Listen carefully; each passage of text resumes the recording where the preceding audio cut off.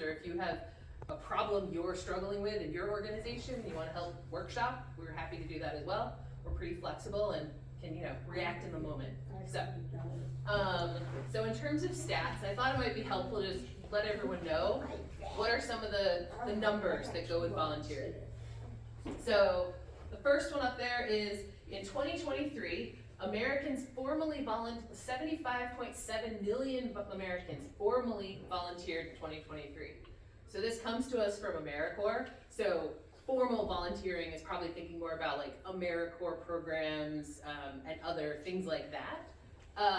And that equates to about 28% of the US population, which contributed 5 billion hours and 167 billion in economic value. So volunteering is actually a really important thing to our economy. So it's not just as Kim was saying, it's good for us as individuals, and maybe it feels good, but it also can help the economy. The second stat is 5.1 points. So in 2 years. So it went from 23 to that 28% over, which is the largest expansion of formal volunteering ever recorded, which was post-pandemic. So this, I think, was between 2022 and 2024.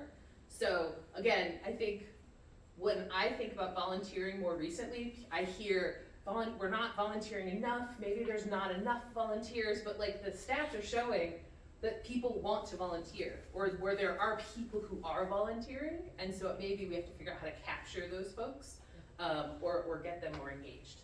The next stat was 54% of Americans help their neighbors informally. So this also came from AmeriCorps, and this is things like running errands, watching kids while someone runs out to go do an errand, lending tools, right? Like volunteering can extend beyond just organizations, but simply the stuff that helps your neighbors in your community, to be a good neighbor.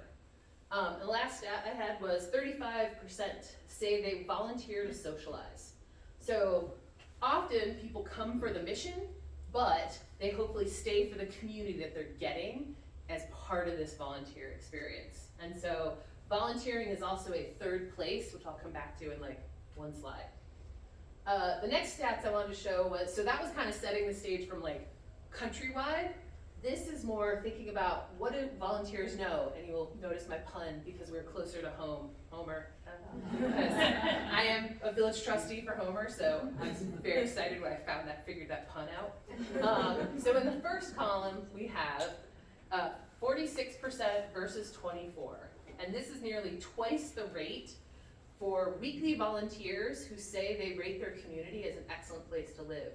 So this kind of highlights at that if you volunteer, you like your community more, right? Which can sort of make sense. If you are engaged in it, or you're engaged in the community, then you think it's a great place to live, either because of what you're contributing, or because you're engaged and you see what's happening, as opposed to not being engaged. The next stat is frequent volunteers, as opposed to non-volunteers, believe their community will improve in 5 years. So again, frequent volunteers are people who are like, and it could be again, because you're putting in the work, you're like, well, clearly things are gonna improve because I'm putting in effort.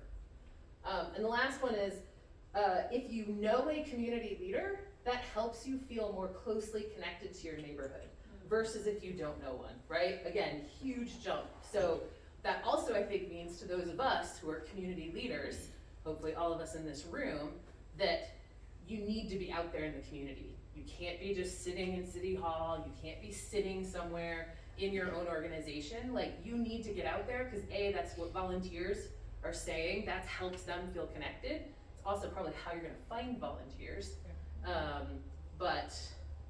Yeah. So I think the one piece there that doing volunteering well is key for both the individual and communities to thrive. And then the challenge or the stakes are just a little higher in rural areas. So 2 in 3 rural residents live in areas with fewer local gathering places, which makes volunteer organizations often their primary social infrastructure in a lot of rural communities.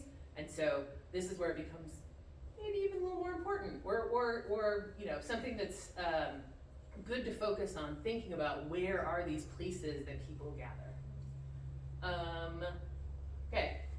last piece I put up was then defining what a third place is. So if you haven't heard that concept before, often home and work are two places that people know, right? First and second.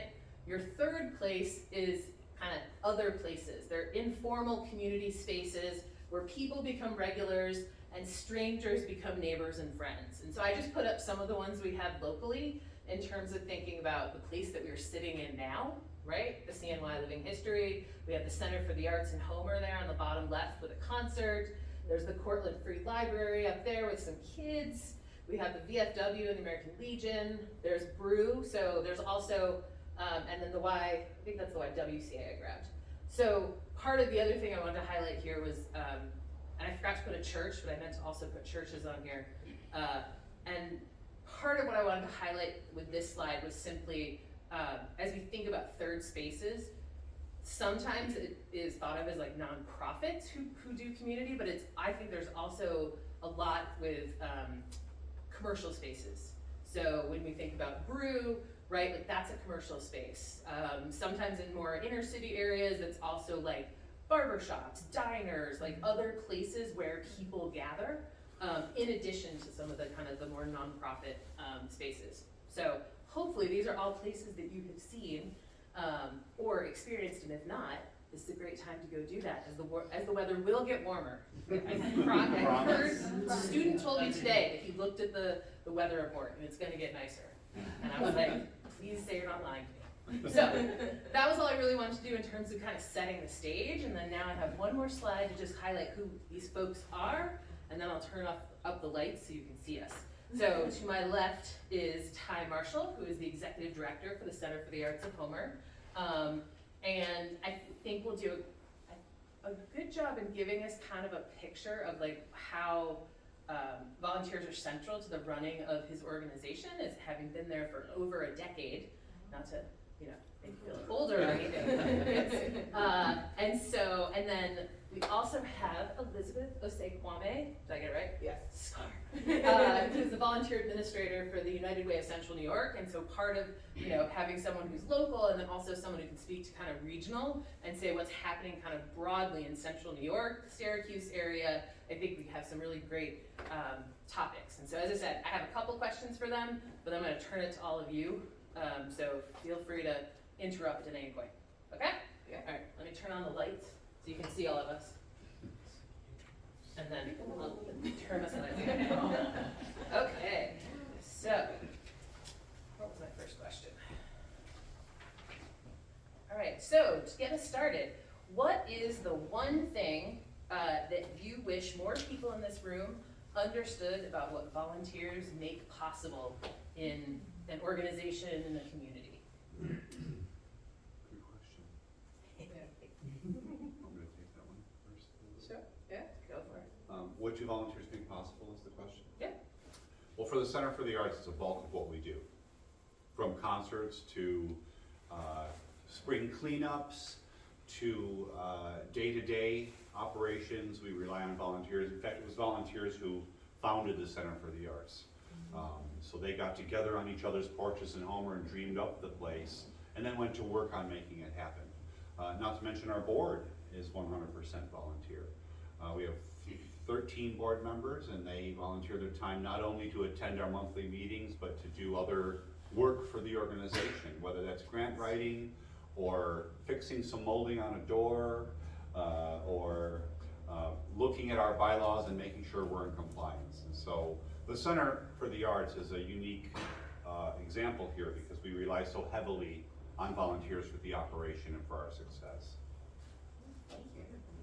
All right, so from my perspective, I've been with the United Way of Central New York now for just under 5 years.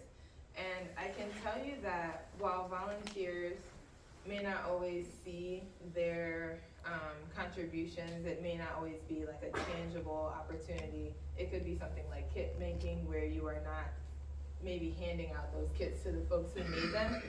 What I can tell you is that that level of impact, the time that you're contributing, the awareness in sharing what an organization is doing and how they do it, creates longevity for organizations to be able to survive in their communities. Because if people don't know, then people cannot support. people cannot help in the way that volunteers do, and people cannot get help from the organizations themselves. And I'll also add, so one of my other hats is I'm the president of the Zonta Club.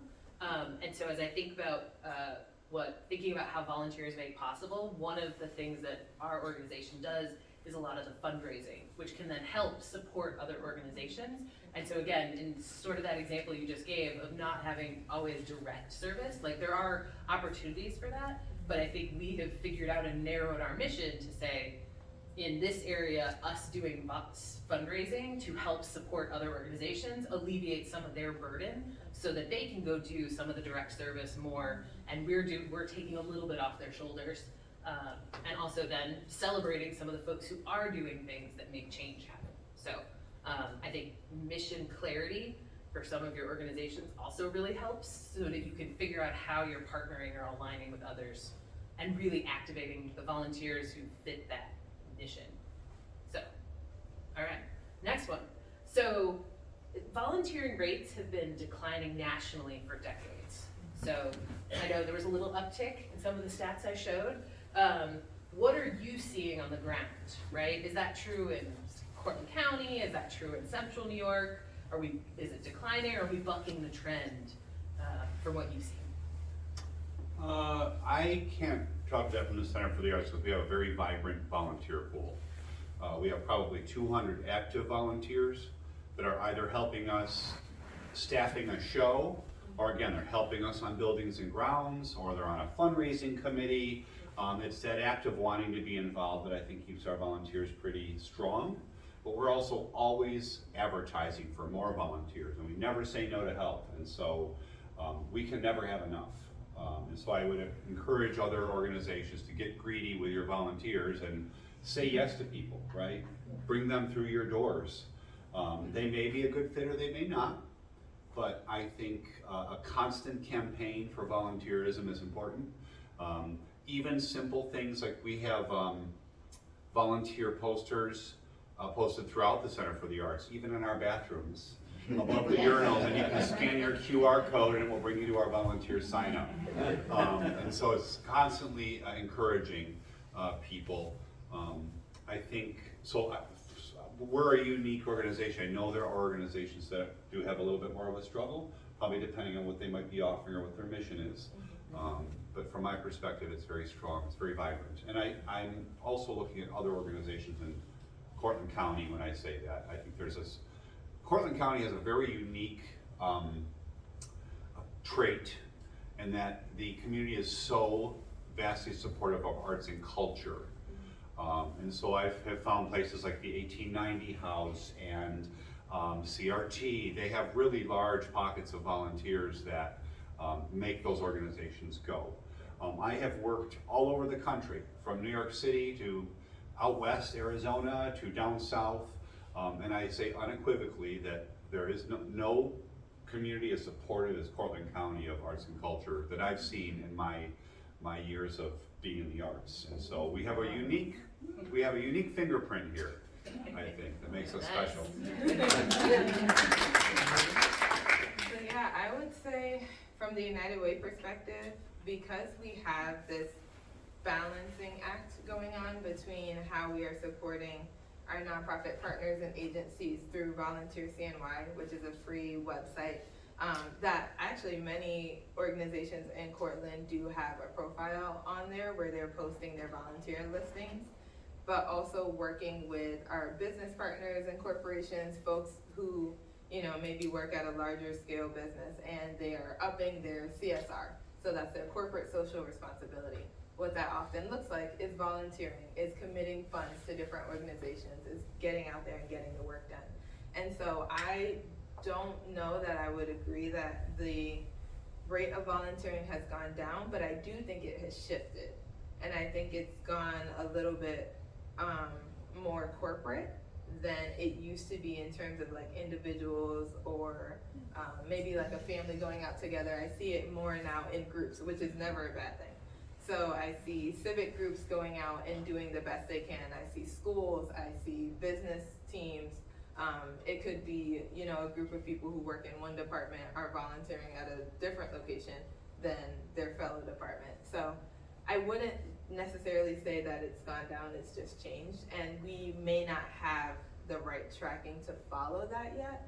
So I think that's where it could be coming from too. Thank you. Liz, Yes. I'd like to just comment a little bit there Of on the course. Center for the Arts. I'm a member of the Rotary Club, Breakfast Rotary Club, and I have been for about a year and a half. And once I got retired, I found more time to give back to country. But without the Center for the Arts that started with volunteers, it's a great place for the Rotary Club to meet. We have speakers coming in that talk about needs for the community, students, children, so on. Most recently has been, and I'm putting this in as a plug, is in Heavenly Sleep in Heavenly Peace. So I'm involved with that when we're putting together beds for that. And that leads to something else, and something else, and something else, which really just keeps fueling the pump. You know, once you get a taste of it, it's like, yeah, that was easy. But if we take an attempt, or make an attempt, to bring someone with us and say, hey, this is good for you too, you know, if you know the person well enough, say, why don't you just come visit? Like tonight, I brought my wife to come and visit, all right? So this is her first meeting with the League of Women Voters. But it goes on and on and on. Way back when I was water superintendent, I was able to pull the community together for the annual water festival, where I got 800 to 1,000 people, multiple years. And a good place for that idea, to, all ages. And that's expanded, which gave me a real feather in the cap, because I got nationally and statewide recognition for it. So that's more fuel to the pump. But once you get hooked, it's like, I gotta get off the couch, I gotta get out there and do something. And we take the next generation with us, then it's gonna be sustainable. But too many of us, I don't think do. And I can't get my kids to go. I try. So. Sometimes they need to find their own thing. And they found You know, it. right? Yeah, they found it. It's not on the couch. So that is a question I have. We have a lot of people who volunteer, and Ty, you talk about 200 of them. What's the age demographics of the people who volunteer? Our age demographic skews older, because one, people who are retired have more time, right? Another large demographic are widowers, because they find themselves alone after many years and are looking for a way to meet other people. And so yes, it does skew older, I think, for those two reasons for the Center for the Arts. But I also think that we're lacking in a community of raising young people to volunteer. So unless you're active in the Scouts, Girl Scouts or Boy Scouts, that actively pushes you to volunteer. Homer Schools has a really good program to push kids to volunteer. They have to in order to get their grades, and certain, I think, social studies or something like that. But we have no programs in place that aligns younger people with volunteering and the importance of it. In fact, we just had a conversation today at our staff meeting. We have 10 paid staff members at the Center for the Arts, and I tend to hire younger. As I get older, I realize the importance of having young people around to help lift things and push things. My back full sort of days. But I was having a conversation with them and said, okay, you work for an organization that serves the community, and you're paid to do that. And I was going to touch on the other idea that there are corporations that, and I think it's a great program to pay their staff to go and help. We often are beneficiaries of that at the center. But I was trying to get across to them that since you are a paid staff member, what are you doing to serve your community? And I think that starts with your passion. What do you like? Well, I like nature. Well, have you thought about volunteering at Lime Hollow? Or I like animals. Have you thought about volunteering at the SBCA? I'm sure they could use somebody to clean an animal stall on a Saturday or what have you, right? And so today I set the motion with our staff I want to try it first without any sort of award or prize at the end, right? I want them to do it out of their heart. What are you passionate about? And then let's find a place where we can align you with volunteerism. And that doesn't just mean going and putting in time and hucking and working. It could mean serving on a board. It could mean just spending time across the street at our local nursing home. It could be going to the library and reading to kids. So one, and we do this with volunteers and board members too. I'm a big believer in finding the person's passion first. Yeah. And then asking them to do an Excel spreadsheet for you. And so if we first say, oh, well, my passion is, playing music, then let's get them involved in an open mic or help them organize a band night. And then we'll ask for some of the other non-fun work, right? That you might have less passion about. And so I'm doing the same thing with the staff too. I'm gonna find another organization in town, does not have to be arts related, that helps express their passion. And then we're gonna try to align each staff member with a volunteer position in the community. So I love that. I also think you want them to have a really good, positive first experience. Yeah. So as a potential volunteer, you need to interview and say, what is it exactly? You say you need volunteers. Yes. Yeah. What is it you really want me to do? Yeah. Because I've heard so many people that say, oh, well, so-and-so organization says they need volunteers, and I go there and they don't really have anything. You're just Yeah. kind of volunteering. And then you don't feel needed. I could even say it with our tabling. Do you need 5 people at the table? No, you really don't. Mhm. And that Yeah. person could be used for something else or a different time. So you wanna feel needed in what you're doing, so, yeah, as a It volunteer. has to be individualized, Mhm. even if you have lots of volunteers. Yeah. Who is the person? Why did they come through your door, right? What are they looking for? Yeah. And then trying to align them. So volunteer management it's a whole other topic. Yes. But there is volunteer management in the sense of aligning that person with their values, right? And do they align with your organizational values? Yeah. And how? But I So think, great point, Sarah. yeah, but I think highlighting that volunteer management is a thing Yeah. is probably really useful. Oh, So if you that's have really not heard important. that concept before, I think that's what I've seen over the many years that I've done all types of volunteer kind of engagement, is that the organizations that have really thought deeply about how do we recruit people, how do we then figure out how to plug them in, but are flexible enough to say, okay, we've got this person, I was really looking for people to do spreadsheet work, but they are clearly not a spreadsheet person. Yep. How else could they contribute, and is that something we need? Yeah. Or is it a good time to say, you know what, I love that you're so passionate, I can't think of anything. Do you have now that you've been here and looked at the organization, is there something that you see that I don't, right? In terms of how you could contribute, and so, but I think to your point, I think that's sometimes where organizations struggle, is saying, well, you should just plug in wherever I'm ready to put you, and that's not how Yeah. And who's supervising? humans, exactly, like that's not how people react, and I think it's not accusing the volunteer, or it's more just saying, just be more organized in how you are utilizing, because I do think volunteering, like I know for myself, some of the volunteer gigs I've had have led to jobs. Yeah. So I think that's another thing, I forget, one of you said, somebody said something that, I wrote that down actually, I think it was Doug, when you were saying about the festival, of just, for me, professional skills, so I did this one volunteer where I organized this huge reunion, etc., and when I was interviewing for another job, they were like, well, that's exactly what we need you to do on staff, so now I know that you did that for fun.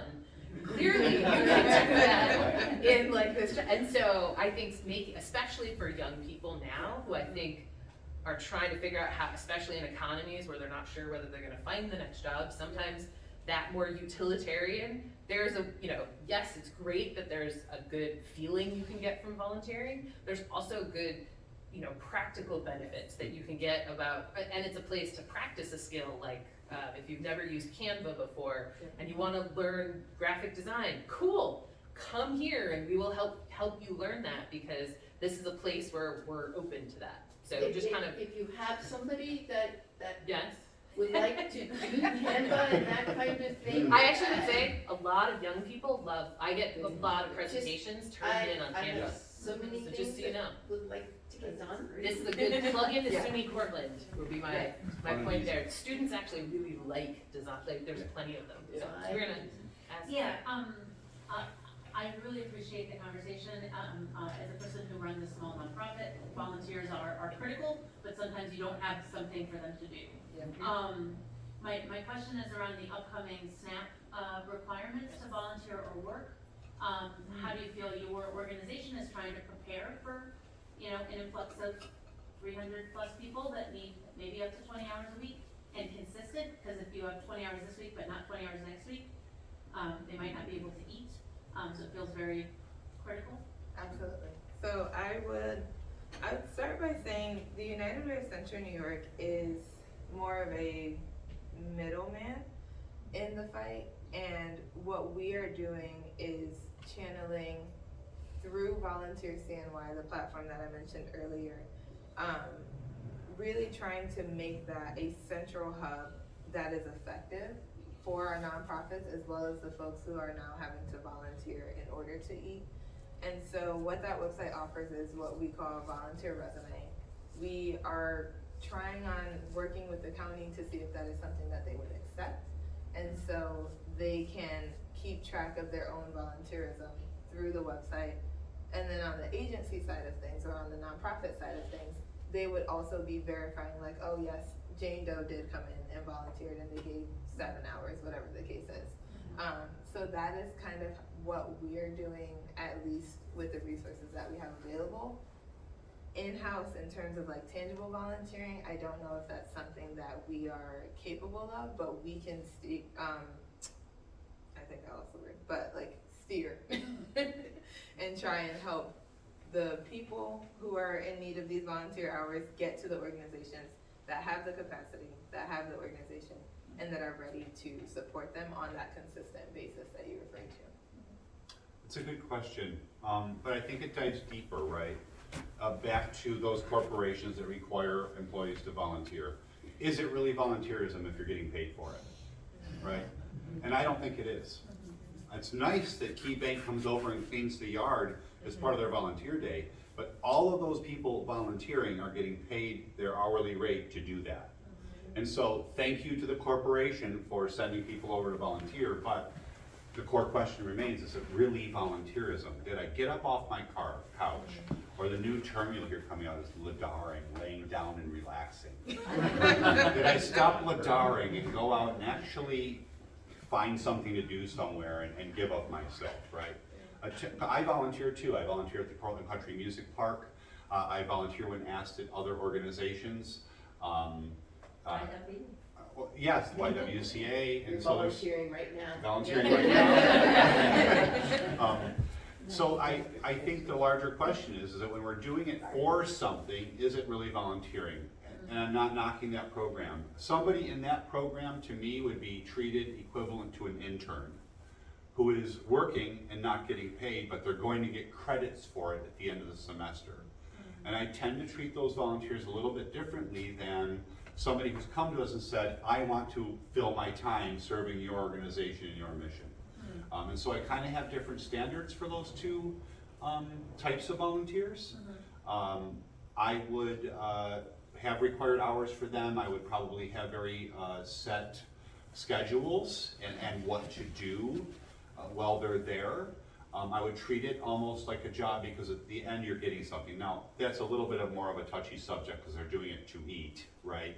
But we've also worked with our local, I don't know what department it is, but if you need to do community service hours because you've committed crimes, or probation office, and I treat them very similar in that you have to have these required hours in order to pass muster, and so you're going to set up a schedule with us, and we're going to meet out that schedule almost like a job in a way. Whereas a volunteer just comes to us and wants to, as a retiree who's looking to fulfill their time, that doesn't mean I don't focus on the person's passions though, because you're not going to get very good work out of somebody who's doing something they hate doing, right?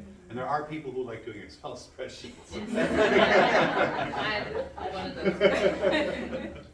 Yes, but I just to follow up, I think there's something interesting about the paid versus non-paid because, right, I've used stats earlier from AmeriCorps, and AmeriCorps is considered a volunteer program, but I think this is where I think there's the Venn diagram of like service and kind of service learning, which overlaps with volunteerism.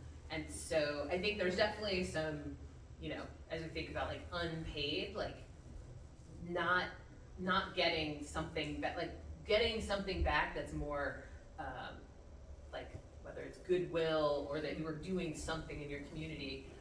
I don't know if I'm as against the paid part, but I think it's an interesting discussion, right, to kind of figure out where that, because I don't think it's a perfect line. No, Because to me, I'm thinking of it more as how are you helping bring change or bring energy to an organization or to your community? Yeah. And if you are getting reimbursed for that, most times when you're doing these, like the AmeriCorps, you're not getting paid what you would if you were working in a regular job. Like there is an aspect of your contribution to that. However, you know, or you're getting paid back in student loan dollars or something like that. So I don't know, it made me think of something really interesting of that interplay of like service versus volunteerism, and yeah. And I would love to add on because I do think it's very interesting. And when I first learned about the paid portion, right, I was a little bit taken aback, but it also, to me, makes a lot of sense in terms of when you are volunteering your time or your efforts, whatever the case may be, sometimes people are not volunteering because they don't have the means to get away from work. So if they can still get away from work and still have that pay, but then also, you know, contribute to their community in this way, I think it creates a very healthy relationship of like, okay, my job appreciates the community where I live. I can continue to support said community where I live, and I can continue to live in this community. So I do think it's hopefully aiming towards a healthier dynamic, but I do see that, you know, the heartfelt and the passion may not be there if they're also being paid to be there, or if it's a corporate required volunteer day or something of that nature. I mean, I think it's good, right? Like, it's all to the good. Yeah. But I try to tend to focus more on those people that willingly want to, that will carve out the time on their weekend that they're not working. Yeah. But again, I'm not gonna bash anybody or any corporation that's gonna be like giving back to the community. For sure. I think it's a good thing overall. Yeah. But I think there are different levels of what volunteerism is, Mm-hmm. and you know how to achieve volunteers and what is the end result for that volunteer. Yeah. Yeah. I also believe in rewarding or paying volunteers, you know, so whether that's like a snack at your snack bar for giving up their time, or coming to see it, being able to see a show at the center, or you know, occasionally we will pay for private events if they're helping us work, because you know, working a wedding is very vastly different from working a greeting position, you know, and things like that. So I do believe in paid volunteerism too. But I do try to push on the, let's do it out of our hearts and let's do it because we love it, and, you know. But I'm get gonna push back on it a little bit more, only Yeah. because I think that's where sometimes we get into the martyr complex.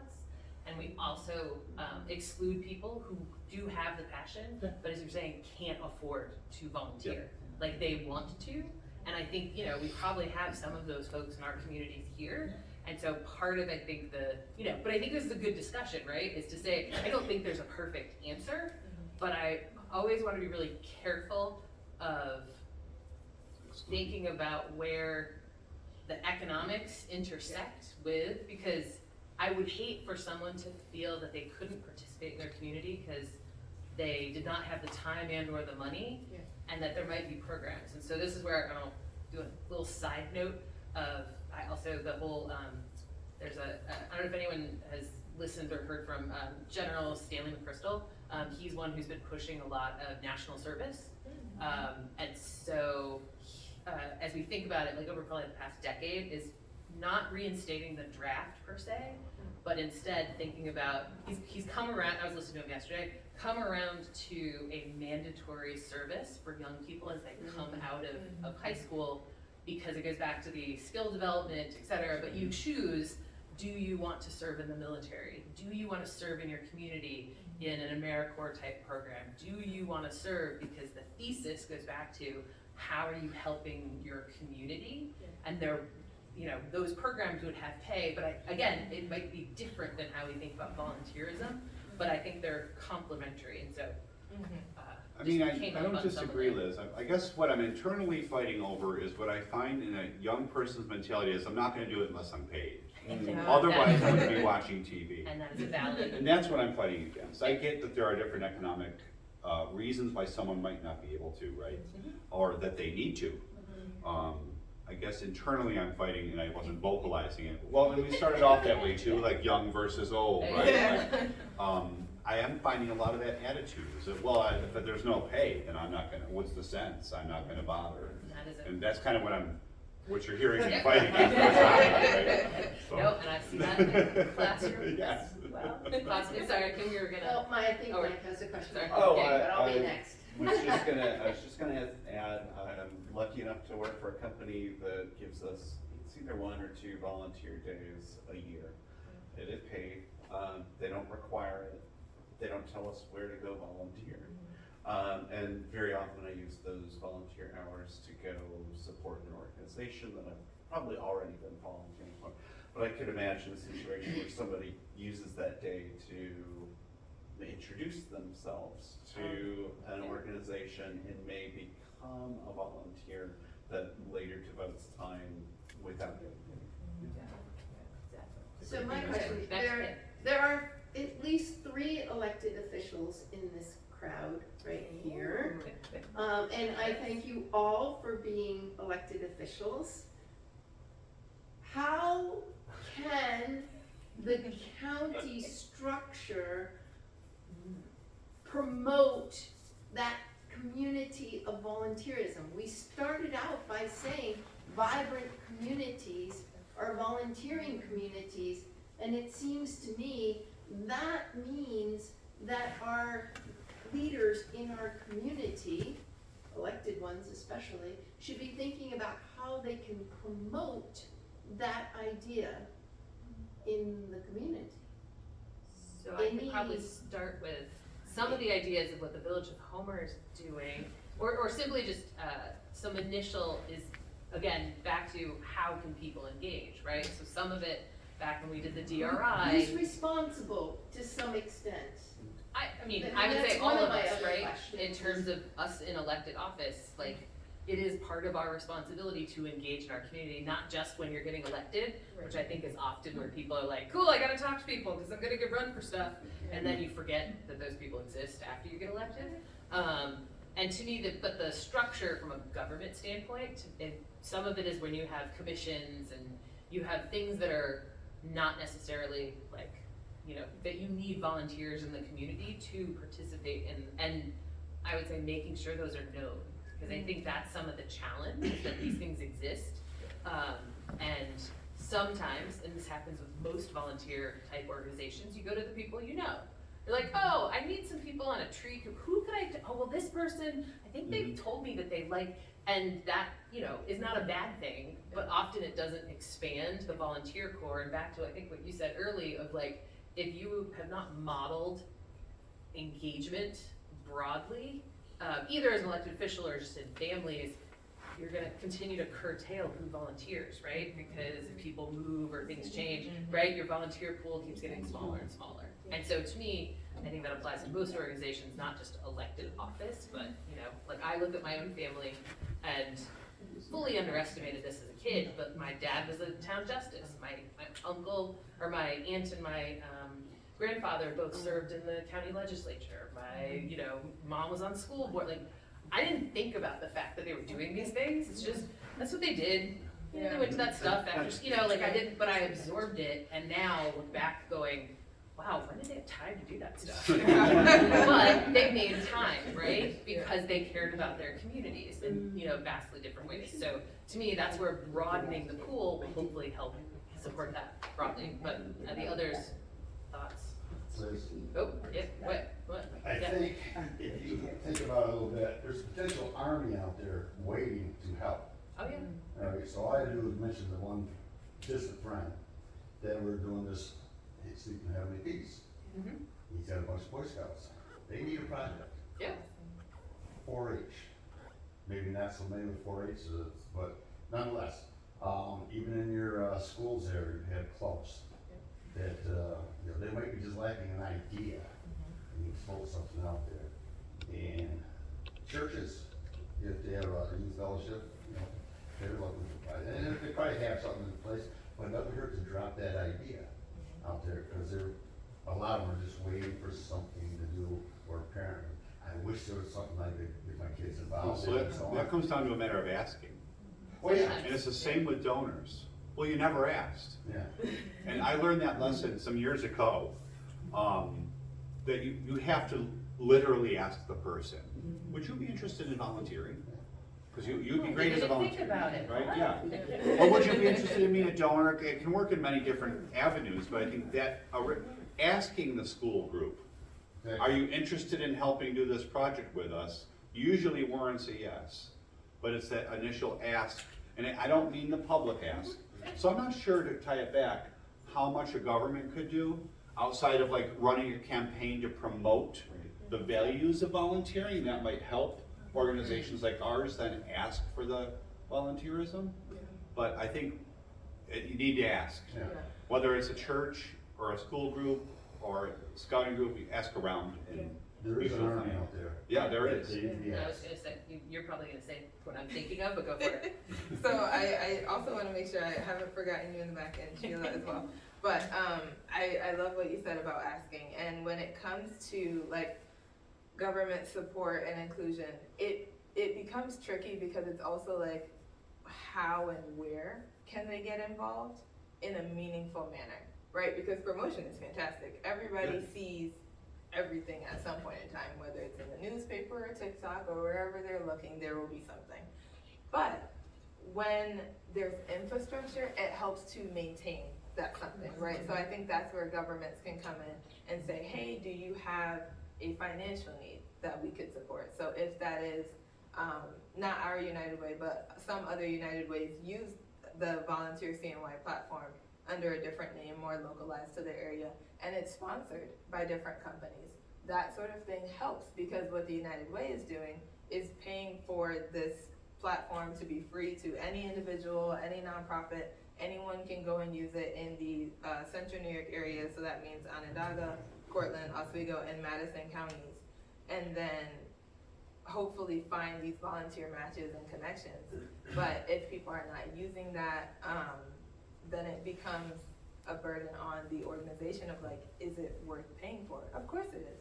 We know the organizations are doing the work. We know that they're out there, and we know that they just need a little extra push to get their name out there.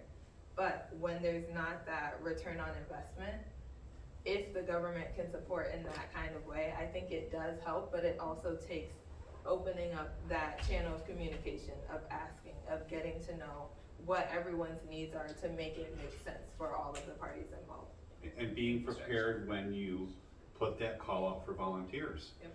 Just to have our spring cleanup requires planning on our part as staff members to say, do we have work gloves for our volunteers? Do we have tools? Should we ask them to bring tools? Yep. We should tell them how they should dress that day and what they might be doing. And so that takes time, and so does like even just to have volunteers at a show. If you do it really well, your volunteer never notices. They just easily and smoothly walk into the position, they feel like they can do it, they have confidence, questions are answered. But that takes some hours of planning and work. So it's twofold in that you can promote it all day long and you will get volunteers. But what you don't want is them to come and then, we have been caught in both parts, right? Where we've been completely prepared and ready, and many other times where we're not prepared, but we will find a job. We'll just walk together for a moment and find something for you to do. You probably won't like the job. You may not like it, but we'll find something that you'll like more. So we're in the back. I just wanted to go back to the younger children, people, and my 2 older grandchildren's school requires X number hours of community service, volunteering. And then if you want to get into the National Honor Society, it's a slightly higher number of hours. So I thought that was great until someone, said to me, well, people shouldn't be forced to volunteer. But I still kind of think, well, I was forced to take math. So I think that was a good thing for I the think schools young to- people should be forced to I volunteer. was gonna say, maybe it's framed more as, this is something we all do, right? And I think when it's framed as, everyone gives back to their community. This is when you do it as a kid, this, you know, so it's not, I mean, I also agree, but I think reframing it to say, this is what we all do, which maybe again goes back to your comment about government in the messaging of, if we want our community to do well, we all need to engage, and then that's when you do the individual, and how can you help, and how can you, but like, if that message is there, then again, it's more inclusive, and also, this is our community, it's not just for the people who volunteer, it's just the people who are elected, it's ours, and if you wanna see change, you gotta do something. You, whatever that is, rather cleaning up leaves, or, you know, Well, and young thinking people who about large volunteer projects. become people like me who say, oh, I volunteered all my life. yeah, I volunteered since I was a kid. exactly. It just becomes an inherent part of your nature Yeah. to look for opportunities, Exactly. volunteer opportunities. Sheila's been waiting for a while, so go there, and then I'll. So I wanted to get back to the notion of government and what role they could play, and I think you raised some good points in what you said. I'm wondering if there could be a central hub where people that need, or organizations that need volunteers can list those things, and then those that want to volunteer know where to go to find those I'm gonna volunteers. point back to you and say, Yes, I think there is such a hub, and it may just be that we are not taking as much advantage, or that, again, by, you know, technology is not always the solution. No. However, when it exists, I think from an infrastructure standpoint, Exactly. so I'll throw that ball right back to you. Yeah, no, that's a wonderful question, and that's why regionally, the United Way of Central New York is doing what it's doing, and also supporting our fellow United Ways, whether it's United Way of Mohawk Valley, of Cayuga County, whomever it is, if they are also working with nonprofits in the area that we claim to cover, then we should all be working together to make sure that this hub is lively, is vibrant, is effective, and is pulling people in to get the work done, so that it's not leaving organizations on their last limbs because they're saying, you know, we've been around 6 to 10 years, we're newer, and we're doing something that's really important, but we don't have the manpower, or we don't have the brand awareness, we don't have the financial support. So that's kind of where that regional tie-in is coming from, and where governments can try to be more supportive. We've seen also with just being a United Way, we have that network of international United Ways, right? So United Ways are localized per their community. There could be a United Way in Tennessee who has the support of the governor, and so now whatever volunteer platform that they have is something that the governor is also pushing out on a regular basis. So that's kind of where we can see government getting involved to that level, as long as the infrastructure is there and people are actively working together and making sure that our nonprofits are supported, because we couldn't provide this infrastructure if there was nothing to upload to it, you know? So I think that's where, you know, us and villages, towns, and county government, maybe that is a great collaborative, you know, effort to say, we want to try to make it easier for people to find, there's so many organizations in Portland County that could use volunteers, and all of them are doing, if we all agree to say we're gonna put our, you know, behind a free platform that someone else will maintain, Yeah. and we don't have to figure that out. Which again, having worked in technology, maintaining your own platform is a giant waste of time and or, like, it's a time suck and money suck. Yeah. Someone else is doing that. And I So- get paid to do it, so I'm happy to do it. Is that volunteering? Yeah. Who else? There were other, Donna? Yeah. So I've been really blessed. I have 2 teenage grandsons, well, now one is 20 and one is 17. And we talked about at the beginning, churches was not on your list, but the church is a really And big in my important family place. as well. And my boys live here in Cortland, so I've been lucky to be around them. And I think being a model for your grandchildren and children is so important, because their other grandmother is very involved I'm involved in a lot of organizations as a volunteer, but their other grandmother is a volunteer at her church, which is the Grace Episcopal Church. And they support Loaves and Fishes. So my boys, from when they were very young, junior high school, started volunteering there. When the system is closed down and they're just doing sandwiches, their job was to go in and make hundreds of sandwiches, and that's what they learned. And they've been doing that ever since they were very young. And now I have, my oldest one was a graduate of Cortland High a couple of years ago. And he received an honor. One of his awards was a $500 award. But he also had to decide where he was going to give another $500 award to. I've seen that, I love I that. like that. To someone, and he was standing up there, and they said that to him. And I thought, oh my God, what is he gonna say? You know, most young people don't know what to say when they're asked that question. Yeah. What would you give to as a volunteer? And he basically said, may I speak? And they said, yes. So he stood right up there and said that he'd been volunteering at Loaves of Fishes since he was a young teenager and a participant because of his church. And he said he'd like to donate the money to Loaves of Fishes. So I was very touched by that, but I think it's great to be a model for younger children, whether they be in your classroom or in your community. You know, take them with you maybe to volunteer. Yeah, my family's also very big. I think even specifically also Grace Episcopal or other multiple churches, but I do think some of that concept of tithing and just also participating has often informs a lot of different kind of volunteer. It's not everything, but I think again it goes back to well, this is just what you do. Like if you care about, you participate, and so again. I don't think there's a terrible ethos in there at all, right? Like to me it just makes sense. And I hope more people spread that, message. Any other questions? We're We're at 7. Okay. Oh, sorry. No, go for it. So one of the last things that I wanted to add on, you said so beautifully, and even through your story of your grandson, it showcases just how important volunteerism is in terms of longevity, which is something I keep coming back to, because once you start volunteering young and you realize the impact that you're having, especially as you get older, then you start to become a better citizen. So you're more involved in the democratic process. You're more understanding of the economic impact that this bill might have on someone. And so when you're volunteering, it really helps to tie a lot of those loose pieces together that may not always work out in civics class. So I think that's a really important piece that came up tonight, and I'm really grateful. Yeah, I was gonna close with that. She literally said it last second, and I'm like, that's perfect! Ty, do you have any last thoughts to add to? No, but thank you. Yes. I think I have a very deep gratitude for our volunteers. I also argue that you can't call yourself a volunteer because it's an action. So what is the name, right? That's a good point. What is the name of a person who volunteers their time?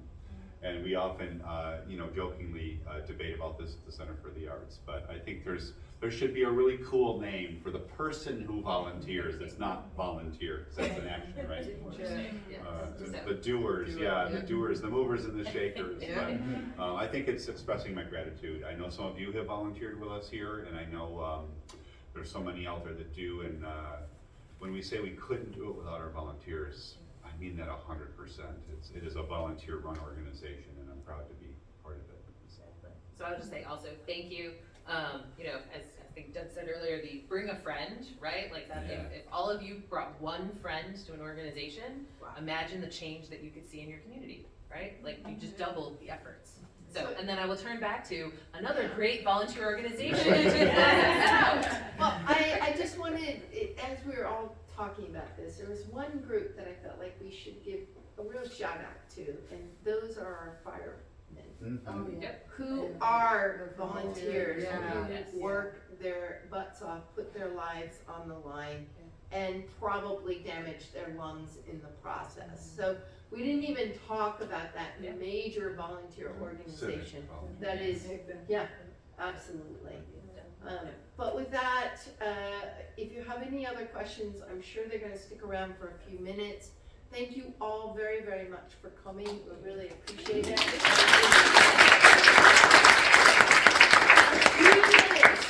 Few minutes. One last thing. Where can we table in volunteer events? Can we come to the Center for the Arts, for instance? Has come, and you are always more than welcome. We would love to come and table at one of your events sometime Yeah. and put up a table there. As I say, Pumpkin Fest. Marathon Maple Festival Oh my gosh, yes. There you go. Coming. Good weekend, they get 30,000 Yeah. people. They do. The 4th of July fireworks at Dwyer Park. Yeah. Hold on. She's like, I can't bring this 4th of July at Dwyer Park. Independence Day at Dwyer Park, yeah. Sporting events. Thursday nights at the country music park, line dancing. There you go. Oh Yeah. my gosh, There you okay. The mental health walk, I've never been there. it's about 200 to 300 people generally. Yeah. It walks, runs in general, Sporting right? events. Yeah. Walk sporting Yeah, events. sure. And then the mental, she caught your mental health walk. Yeah, I love the mental health walk. There's snacks, there's t-shirts if you sign up early. Did you? I will, yeah. Mental health walk. Oh, That was we're a already different- there. We're actually lined up for that one. Oh, today. well, there you go. She's gonna That's do why it. she wrote it down. Blood donors. Blood donors. And there's They're captive audience. volunteering. Quite Yeah. literally. Eventually, we're gonna sit there. Forward with your other hand. I know, exactly, while you're waiting, like in your orange juice. Pumpkin Festival. Yes, Pumpkin Oh, Fest. yeah, We've been, Pumpkin we've found that a very good fundraising place. So because you asked about fundraising earlier, Zonta has had tables and we've raised, that's how we fund our education scholarships. Through $5 and $10 baskets, tickets, raffle tickets. We just have to fundraise the money to have a booth at the. Yes. Yes. It's 100, exactly, but we actually include that in the, we've made probably almost like $2,000 through, or like $1,500, just through $5 and $10, because people like to support education. Duchess, Sports Complex, I would go Yeah. through the sports, I put that under sports, yeah, right? okay, yeah, yeah. Yes. Sports. All summer long, there's lots of kids out there, and Yes. parents and things of that nature. Oh, Hummer Music, the Hummer Village Green Music and Movies. What's that? All summer, Wednesday nights all summer is the music, and then Thursdays is the movies. Usually Thursdays. There's an evening of music too. Hmm? Yeah, I think there's an evening in Cortland. Yeah. At Courthouse Park. I guess Exactly. you'd call them what, community music events, right? Yep. All right, this worked. What? County Fair. Oh. There's a community beach day on August 6th that the health department's organizing. I like your. Yemen. Yemen Beach. Yeah. I like your Beach. Yes. Tell you that. Yeah, beach day at Yemen Park. I'm already tired so much. She's like, I'm at every event, this is when you drag children, yeah, all that, that's where those grandkids go. Yeah, it's too expensive. It's like I know about so here. And you have to be there for 2 weeks. We don't have the manpower for that. That's so long. I've done that, but for a job. Okay, well, you know what the final term's gonna be here. We need volunteers. For all of these We people. set all this up, really, 100%. Thank you guys very, very much.